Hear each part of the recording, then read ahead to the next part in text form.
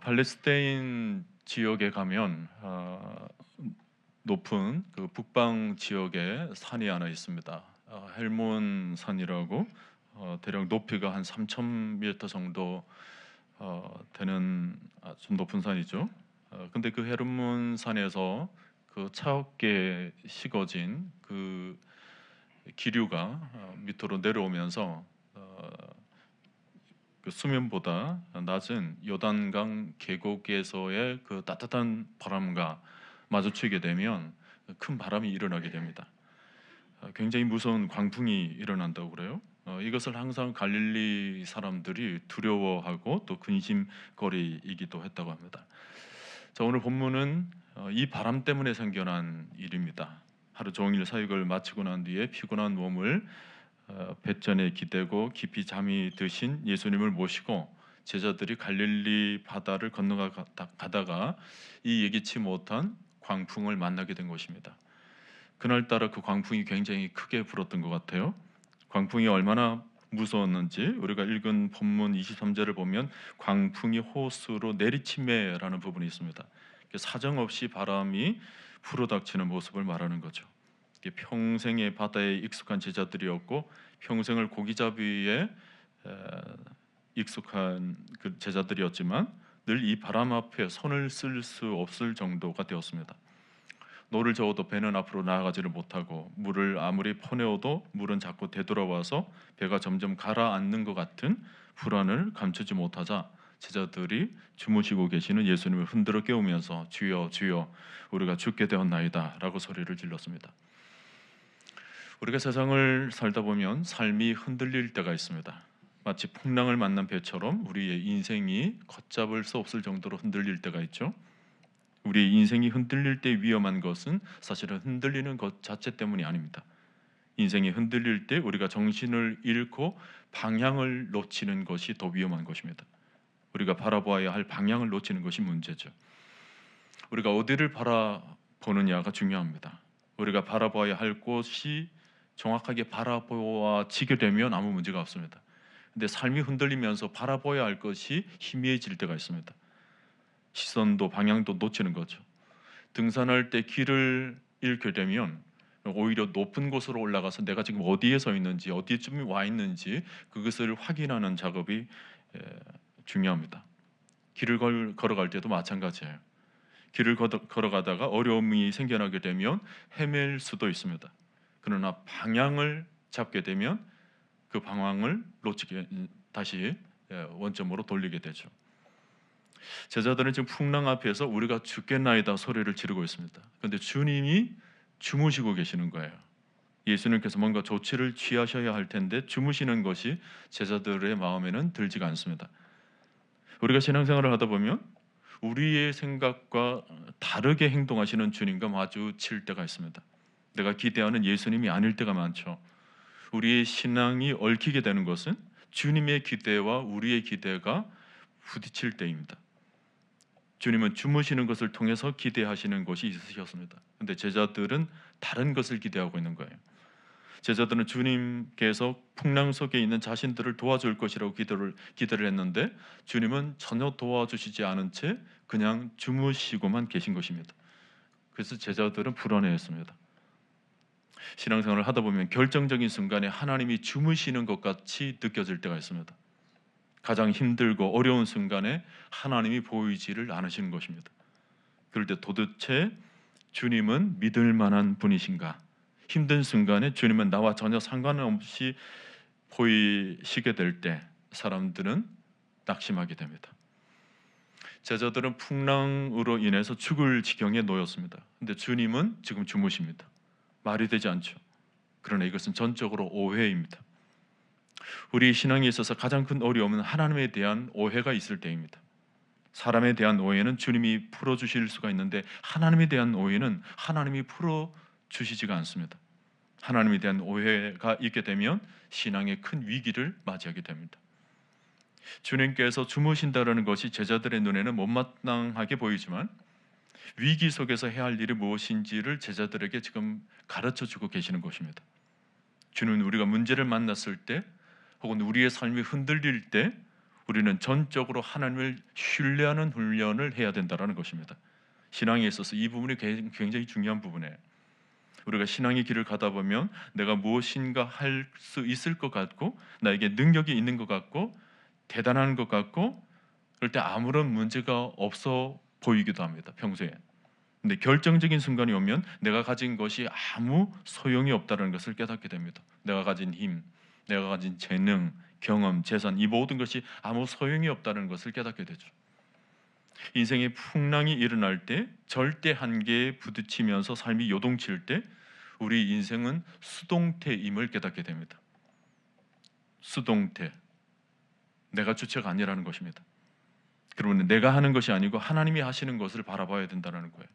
중요한 것은 우리 인생에 있어서 하나님이십니다. 우리의 삶이 일어날 문제가 크면 클수록 우리는 수동태를 배우게 됩니다. 하나님이 하시는 것을 잠잠히 기다려야 하는 것입니다. 이스라엘 백성들이 홍해 앞에 있을 때 모세는 이스라엘 백성들에게 너희는 두려워하지 말고 가만히 있어서 여호와께서 오늘 너희를 위하여 행하시는 구원을 보라 말씀하셨습니다. 예수님께서는 제자들도 이것을 경험하기를 원하신 것입니다. 그래서 풍랑으로 배가 흔들리는데 예수님은 주무시고 계셨습니다. 그리고 제자들이 어떻게 하는가를 보셨습니다. 예수님이 주무시는 것 같지만 결코 주무시는 것이 아니고 예수님이 하나님 되심을 제자들이 알기를 원하신 것입니다. 큰 노을이 일어나 배가 물결에 덮이게 되었습니다. 사람들이 할 수 있는 것은 아무것도 없었어요. 무엇을 할 수 있겠습니까? 제자들은 뱃속에서 할 수 있는 것이 아무것도 없었습니다. 오직 할 수 있는 것은 주님을 바라보는 것이었습니다. 주무시는 주님의 모습이 우리에게 주시는 메시지는 너희는 가만히 있어 내가 하나님 됨을 알지어다. 시편 46편 10절의 말씀을 주님은 생각하신 것입니다. 지금 주님은 주무시고 계시지만 주님은 하나님이십니다. 이 배에 주님이 타고 계신데 배가 침몰하겠습니까? 풍랑이 일어났지만 배를 덮치지는 못할 것입니다. 그러므로 배가 흔들릴수록 주님을 바라보아야 하는 것입니다. 주님은 주무시고 계시지만 그것으로 인해서 염려하지는 말아야 합니다. 주님께서 하실 일을 보게 될 것입니다. 그것을 믿어야 되는 거예요. 근데 제자들은 지금 죽겠다고 야단합니다. 높은 파도가 그들의 마음 속에서도 요동치고 있었던 것입니다. 본문 24절에 예수님께서 주무시는지라라는 대목이 참 은혜가 됩니다. 믿음의 눈으로 보면 풍랑 속에서 주무시는 주님은 우리를 불안하게 하시는 분이 아니고 우리를 오히려 신뢰하게 만드시는 분이라는 거예요. 믿음의 눈으로 보면 풍랑 속에서 주무시는 주님이야말로 우리의 마음을 흔들리지 않게 하시고 견고하게 해주시는 우리 마음에 위안을 주시는 모습입니다. 그런데 믿음이 떨어지게 되면 주무시는 주님이 무능해 보입니다. 나의 위기에 아무 상관이 없어 보입니다. 내 삶에도 직접적으로 관여를 하지 않으시는 분처럼 느껴지는 것입니다. 죽을 위기에 놓였는데 왜 가만히 계시냐는 거예요. 왜 주무시고만 계시냐는 것입니다. 예수님께서는 주무시는지라라는 것은 절대 평강을 의미합니다. 몰아치는 풍랑과는 대조적인 모습이죠. 큰 놀이 일어나서 풍랑이 치고 있는 장면과 주무시는 예수님의 모습은 대조를 이룹니다. 노도 광풍 속에서도 주님은 고요한 가운데 깊이 잠을 드십니다. 풍랑은 주님을 깨우지를 못했습니다. 풍랑은 주님의 평강을 깨뜨리지를 못한 것입니다. 물결은 주님을 흔들어 깨워놓을 수가 없었습니다. 주무시는 주님은 우리의 인생에서 늘 바라보아야 할 나침반과 같은 분이세요. 우리가 위기를 만났을 때 우리가 누구를 바라보아야 하는가를 가르쳐 주시는 것입니다. 풍랑이 이는 바다의 한가운데에 그 고요함과 평안함 속에 주무시는 주님은 우리가 언제나 바라보아야 할 변함없고 견고하고 요동치 않은 산성이 되시고 바위가 되시는 것입니다. 나침반은 언제나 한 방향 북쪽을 가리킵니다. 나침반은 변함이 없어요. 본문에서 풍랑 가운데 제자들이 바라봐야 할 것은 풍랑이 아닙니다. 주님을 바라봐야 합니다. 주님은 그곳에 계신 것입니다. 그리고 제자들은 주님의 행동을 주목하시면 됩니다. 주목하면 되는 거예요. 주님은 풍랑 가운데 주무시는 분이시기 때문에 오히려 더욱 신뢰할 만한 분이라는 것입니다. 그런데 제자들은 오히려 주님을 타박합니다. 요동하는 바다 위에서 요동하지 않는 유일한 존재는 주님이셨습니다. 지금 세상은 요동칩니다. 요동치는 세상을 바라보면 우리는 견딜 수가 없어요. 동서남북 구분할 수가 없습니다. 정신을 차리지를 못하죠. 죽는다고 소리 지를 수밖에 없습니다. 믿음의 눈이 가물거리면 분별력이 약해집니다. 그래서 주님이 보이질 않아요. 제자들은 주님을 깨웠습니다. 주님은 풍랑 때문에 깨신 것이 아닙니다. 제자들이 주님을 깨운 거예요. 24절을 보면 제자들이 나와서 깨워 이르되 주여 주여 우리가 죽겠나이다. 주님이 주무시는 모습과 제자들의 모습은 매우 대조적이죠.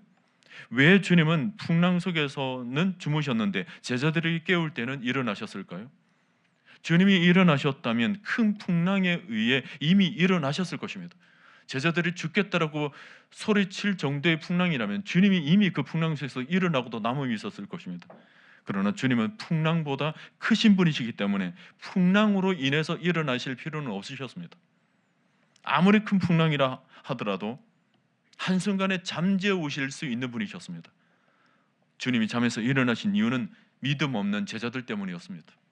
그리고 위기를 만난 제자들을 도우시기 위해서 일어나신 것입니다.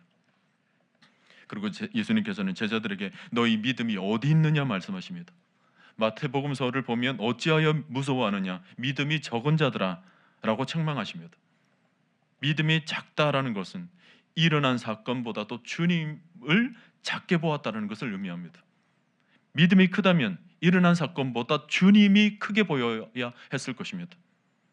제자들의 믿음은 작았습니다. 믿음이 작으면 사건에 따라 일어나는 환경에 따라 반응을 하게 됩니다. 믿음이 크면 환경이나 사건의 사이즈에 상관이 없습니다. 사건의 영향을 받지 않습니다. 환경의 영향을 받지 않습니다. 자신의 크고 작은 것이 눈에 들어오지 않는다면 좋은 믿음을 가진 것입니다. 오늘 여러분의 시야에서 사건이 사라지고 어떤 위기의 어려움이 사라지고 주님만 바라보이는 은혜가 있게 되기를 축원합니다. 여러분 이것이 은혜예요. 그러면 우리가 이길 수가 있는 것입니다. 우리는 사건 때문에 죽는 것이 아닙니다. 시선을 놓치기 때문에 죽습니다. 주님을 향한 시선을 잃어버리지 않으면 죽지를 않습니다. 여러분의 시선이 주님으로부터 떨어지지 않는다면 어떤 사건과 풍랑이 일어나도 승리할 것입니다. 풍랑은 우리를 휩쓸어 가지를 못합니다. 시선을 놓쳤기 때문에 인생의 파도에 휩쓸리는 것입니다. 시선을 주님께 고정하면 살 줄 믿습니다. 시선을 주님께 고정해야 합니다. 세상에서 살다 보면 풍랑이 더 크게 보입니다. 풍랑이 나를 죽일 것 같습니다. 세상을 보면 풍랑이 휩싸여 죽을 것 같죠. 사건의 위기, 상황에 우리의 눈이 고정되면 진짜 죽습니다. 이 세상에 거대한 파도가 덮치게 되는 거예요. 근데 사실은 거대한 파도가 아닙니다. 아이들은 해수욕장에서 무릎 정도 깊이의 물에서 또 빠져 죽는다고 야단입니다. 일어나면 되는데 일어나지를 못하는 거예요. 정신을 차리지를 못하는 것입니다. 주님은 제자들을 책망하시고 난 이후에 곧 일어나셔서 바람과 바다를 꾸짖으셨습니다. 24절에 예수께서 잠을 깨사 바람과 물결을 꾸짖으시니 이에 그쳐 잔잔하여지더라 말씀합니다. 예수님께서 꾸짖으시니까 바람과 바다가 한순간에 잠잠해집니다. 주님의 명령에 따라서 바람과 바다가 숨을 죽입니다. 주님의 한마디에 모든 상황이 깨끗하게 정리가 되는 것입니다. 왜 풍랑이 불었습니까? 주님이 타신 배가 왜 풍랑을 만났습니까? 풍랑이 있는 바다 위에서 주님은 주무시고 후에는 주님의 한마디에 바람과 바다가 잔잔하게 되었다면 목적은 단 하나입니다. 주님께서 제자들을 테스트하신 것입니다. 제자들의 믿음을 테스트하신 거예요. 제자들의 믿음을 훈련하기 위해서. 제자들이 예수님을 따른다고는 하는데 예수님을 따를 만한 믿음이 제자들에게 있는가를 테스트하신 것입니다. 예수님을 따르려면 믿음을 준비해야 합니다. 아무리 죽을 일이 생겨도 예수님을 따르려는 믿음의 결단을 우리는 다시 한번 확인해 봐야 돼요. 어설프게 주님을 따를 것이 아니라 예수님을 따르려면 정말 참 순도 높은 믿음을 가져야 된다는 것입니다. 복음서를 보면 많은 무리들이 예수님을 따라왔습니다. 예수님과 제자들이 바다를 건너가기 전에도 무리가 예수님을 애워쌌습니다. 예수님이 이미 인기가 있으신 분이셨습니다. 많은 사람들이 예수님이 행하신 기적과 능력을 바라보고 예수님에게 매력을 느끼고는 예수님과 늘 함께하기를 원했던 것입니다. 주님은 주님을 따르는 무리들을 보셨습니다. 그런데 주님은 그런 수많은 무리들을 데리고 가지 않으시고 몇몇 소수 제자들만 데리고 가셨습니다. 겁도 없이 주님을 따르겠다는 사람들도 있었습니다. 한 사람이 예수님께 찾아와서 선생님이여 어디로 가시든지 저는 따르리이다 말을 했습니다. 근데 주님은 이 사람이 왜 주님을 따르려고 하는지 이미 알고 계셨습니다. 그래서 예수님께서는 여울도 굴이 있고 공중에 새도 거처가 있으되 인자는 머리 둘 곳조차 없다라고 말씀하십니다. 따르는 목적을 분명히 진지하게 생각해 보라는 것입니다. 그리고 제자 중에 한 사람이 예수님께 주여 내가 먼저 가서 내 아버지를 장사하게 하옵소서라고 말을 했습니다. 예수님께서는 그 제자에게 죽은 자들이 그들의 죽은 자들을 장사하게 하고 너는 나를 따르라 말씀하십니다. 그런데 그 이후에 그 제자는 아무런 대답을 하지를 않았습니다. 주님을 따르고자 했지만 이유가 많았습니다. 우리도 마찬가지입니다. 우리가 주님을 믿고 주님을 따른다고 하지만 우리 안에는 불순물이 굉장히 많을 때가 있어요. 주님을 위해 일을 한다고는 하지만 자신을 위한 것이 많습니다. 주님을 위해 산다고는 하지만 불순한 것이 너무 많이 숨겨져 있는 것입니다. 하나님의 영광을 찾는다고 하지만 자신의 영광을 찾을 때가 많습니다. 정말 주님을 따르려는 순수한 마음이 아닐 때가 많은 거예요. 우리가 주님을 위해 사역한다고 하지만 100% 순수하게 주님만을 위해 사역하고 있습니까? 그런 사람 많지가 않습니다. 이 시대에 이 부분이 주목되고 있는 거예요. 우리는 정말 주님의 제자입니까? 순수하게 정말 주님을 따르려는 사람입니까? 그리고 내가 따르려는 주님이 어떤 분이신지를 우리가 정말 정확하게 알고 있습니까? 주님을 따른다고 하지만 매우 감상적일 때가 많습니다. 초점이 주님께 있지 않고 자신에게 있습니다. 불순한 동기, 불순한 의도가 많습니다. 그래서 주님께서 흔들어 보실 때가 있습니다. 내가 진짜 나를 따르는 사람이냐 물으실 때가 있습니다. 직접 물을 때가 있고 환경으로 흔들어 보실 때가 있습니다. 주님은 흔들어 버리시면서 단 하나만 남게 하십니다. 오직 주님만 바라보게 하시는 거예요. 주님을 따르려면 주님과 함께 죽을 수 있어야 된다는 것입니다. 디트리 보네포 목사님은 주님이 우리를 부르신 것은 주님을 위해 죽으라고 부르신 것이다 얘기를 했습니다. 예수님께서는 주님을 따르면 좋은 일만 생길 것이다 감상적인 생각을 가지고 따르는 제자들을 흔들어 놓으십니다. 너희들이 진짜 내 제자냐? 지금 제자들은 그 풍랑 앞에서 자기들이 살겠다고 야단법석을 떨고 주님을 무기력한 분으로 여깁니다. 아마 어쩌면 그 풍랑이는 배에 구명 보트가 있었다면 아마 그것 타고 먼저 도망했을지도 모릅니다. 하나님께서 우리의 삶을 흔드실 때가 있습니다. 왜 하나님은 우리의 삶을 흔들십니까? 왜 바람 앞에 서게 하십니까? 삶이 흔들릴 때 우리는 어떻게 해야 합니까? 우리의 삶은 풍랑이 있는 바다 위에 떠 있는 배와 같습니다. 삶은 계속 흔들리게 되어 있습니다. 이 땅을 떠나기 전까지 우리는 이 세상, 이 불완전한 세상을 살면서 우리는 그 흔들림을 경험하게 될 것입니다. 흔들리는 것이 세상입니다. 세상이 흔들리는 것이 당연합니다. 흔들리지 않으면 세상이 안 돼요. 세상은 늘 요동치게 되어 있습니다. 우리가 바라보는 것은 모두 흔들리고 있어요. 안정된 것이 하나도 없습니다. 우리가 생각하기에 견고해 보여도 그것 또한 흔들릴 것입니다. 왜 사람에게 실망이 생깁니까? 실망스러운 것을 바라보기 때문입니다. 흔들리는 세상에서 흔들리지 않는 삶을 살려면 흔들리지 않는 것을 바라봐야 합니다. 지금도 여러분의 삶 속에서 흔들리고 있습니까? 인생에서 요동치고 있습니까? 흔들리지 않는 것을 바라보지 않기 때문입니다. 온 세상이 흔들립니다. 흔들리지 않는 것이 없어요. 시시각각 변하는 것을 바라보면 어떻게 됩니까? 혈압이 오르내리락 합니다. 여러분이 안전하다고 여기는 것도 결코 안전한 것이 아닙니다. 다 흔들리게 되어 있어요. 흔들리지 않는 삶을 살려면 흔들리지 않는 것을 바라봐야 합니다. 흔들리지 않는 것은 오직 한 분, 예수 그리스도 분이십니다. 풍랑이 있는 배 위에서 흔들리지 않는 한 분은 예수 그리스도이셨습니다.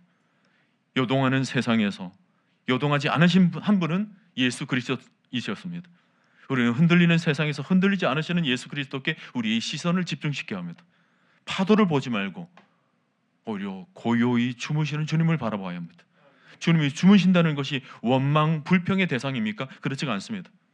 주님이 주무신다는 것은 절대 믿음을 가지라는 신호입니다.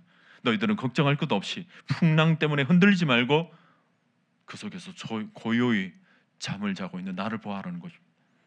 풍랑 속에서 주무시는 주님은 바람과 바다를 한순간에 잠잠하게 만들 수 있으신 분이셨습니다. 전능하신 창조주이시죠. 그러므로 풍랑이 얼마나 큰가를 바라보기보다는 주님이 얼마나 크신가를 생각해야 한다는 것입니다.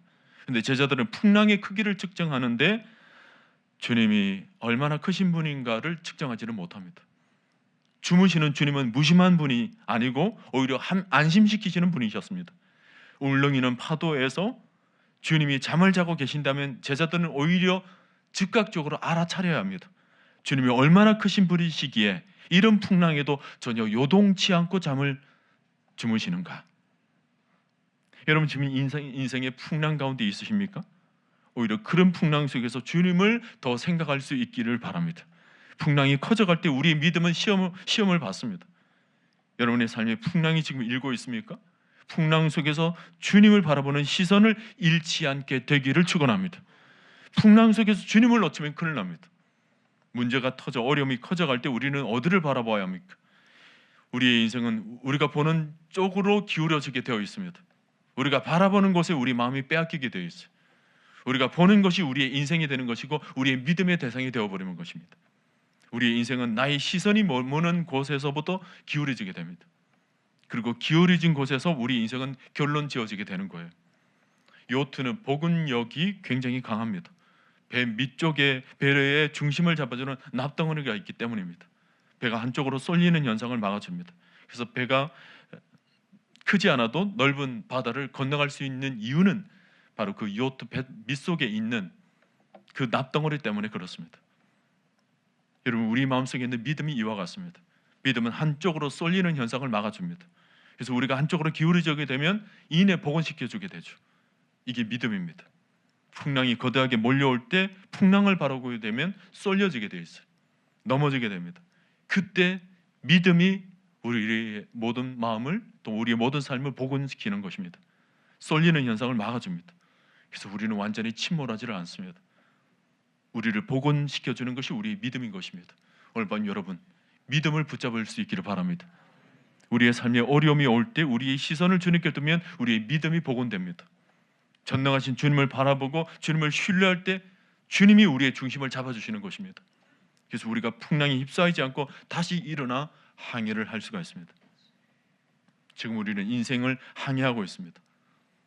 항해 가운데는 우리에게 별의별 일이 다 일어납니다. 어디에서 어떤 바람이 닥치고 어떤 풍랑이 일어날지 알 수가 없습니다. 그러나 우리의 믿음이 준비되어서 어려움이 올수록 주님을 강하게 붙든다면 우리는 어떤 풍랑 속에서도 다시 일어나 다시 달려갈 수 있을 것입니다. 본문에서 우리에게 위로가 되는 것은 주님이 배에 함께 타고 계신다는 것입니다. 주님이 배에서 주무시는데 배에 함께 타고 계시는 것입니다. 주님께서 우리에게 주시는 최고의 약속은 내가 사망의 음침한 골짜기를 다닐지라도 해를 두려워하지 않을 것은 주께서 나와 함께 하심이라. 우리의 인생 가운데 고통의 시간이 다가오고 수많은 풍랑이 일어납니다. 그러나 주님은 우리와 함께 하십니다. 하나님께서 그리스도를 통해서 우리에게 주신 약속은 내가 너희와 항상 함께 하겠다는 것입니다. 십자가를 통해서 우리에게 주시는 메시지는 우리와 함께 하겠다는 것입니다. 주님께서는 고통의 한가운데에서도 우리와 함께 하셨던 것입니다.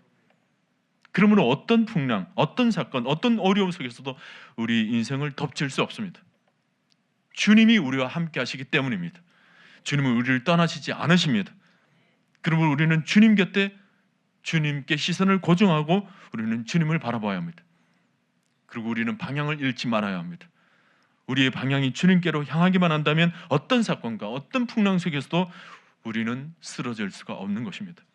노도 강풍이 몰아치는 바다의 한가운데서도 주무시는 예수님은 그저 사람에게 위로를 주기 위해 문제에 대해서 일시적으로 땜질하시는 분이 아니십니다. 주님은 창조주이십니다. 만물이 그의 권세 앞에 굴복하시는 전능하신 하나님, 절대적이신 우리 주님은 우리의 구원자가 되시는 것입니다.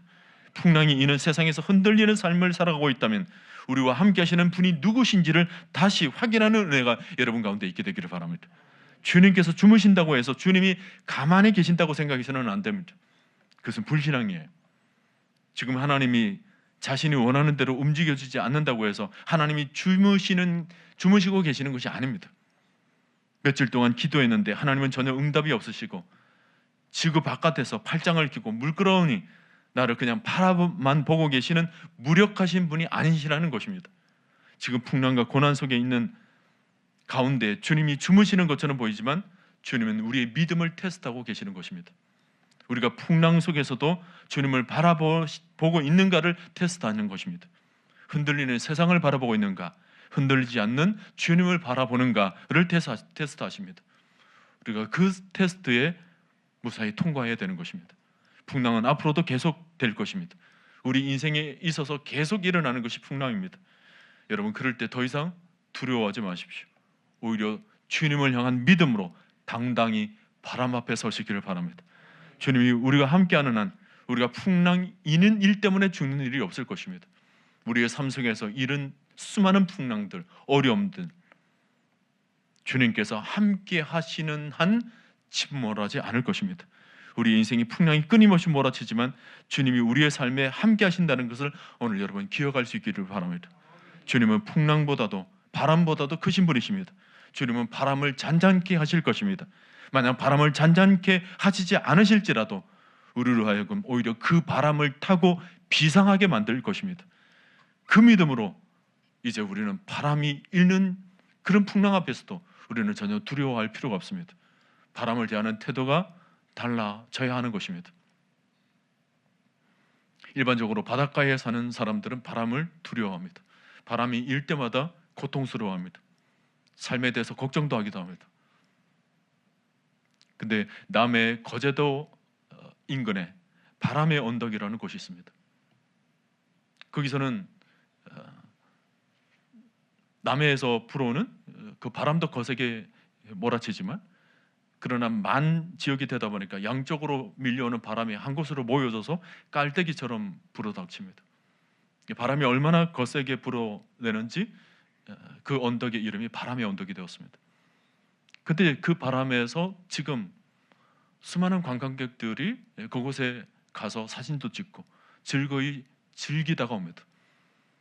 그 바람의 언덕에 서서 풍랑이는 그 바람 앞에서 그 어느 누구도 인상 찍는 사람은 없습니다. 오히려 그 바람을 즐기는 거죠. 바람 앞에서의 태도에 따라서 바람의 의미가 완전히 달라지게 되는 것입니다. 여러분, 우리에게 이는 바람의 풍랑도 마찬가지입니다.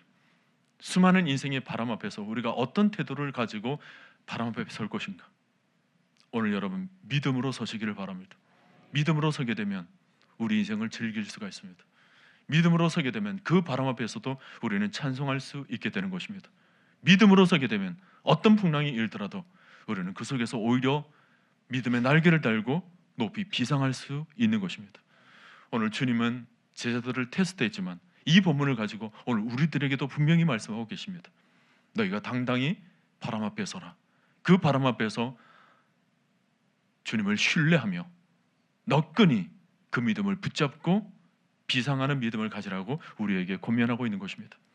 오늘 여러분 모두에게 이 믿음이 회복될 수 있기를 바랍니다. 인생의 어떤 풍랑, 어떤 바람 앞에서도 당당히 서서 그 풍랑으로 인해서 오히려 주님을 바라보고 주님을 신뢰하고 주님을 노래하고 주님을 찬양하고 주님과 더불어서 높이 비상할 수 있는 여러분 모두가 될 수 있기를 주님의 이름으로 간절히 축원드립니다.